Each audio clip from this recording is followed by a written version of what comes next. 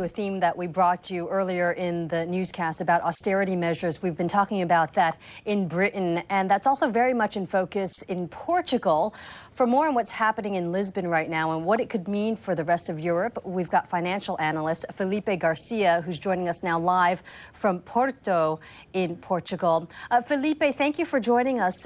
At this point, can the Prime Minister of Portugal scrape up enough votes to pass the austerity measures that he has proposed? Hello, good afternoon. Well, in 2 hours' time, we'll have a voting in the Portuguese Parliament that actually may lead to the fall of the government. All the Portuguese newspapers say today that this could be the day that the government will step down. It is very likely that the Prime Minister would not be able to raise the votes he needs to pass these austerity measures at this point, and that may lead to a fall of the government. We have to see that is a minority government. A lot of austerity measures were already in place. Popularity is low.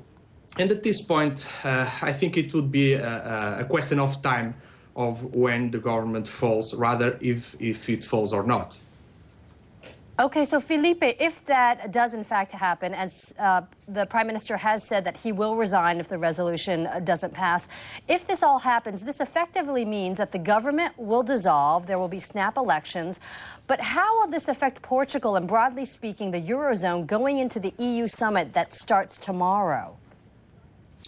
Well, I must say that at this point, I don't think it will have any devastating impact on Europe or in the Portuguese economy. At this point, it's more important to Portugal everything that is discussed at Brussels rather than the events here in Portugal. And we see that there is a larger consensus in Europe about how to deal with these questions. Europeans are now more likely to, let's say, to charge lower interest rates on a bailout, for instance. And for us, it's much more important what is discussed tomorrow in Brussels rather than the events, politically speaking, here in Portugal. Now, this whole situation going into the debate in Parliament today has already weakened the euro. It's already increased the yields on Portugal's 5- and 10-year bonds.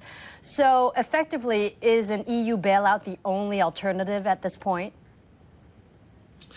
Well, since Ireland asked for help, it was very likely that Portugal should be the next. I think the country has been somehow pushed to, by markets and even by European politics to a solution involving external help.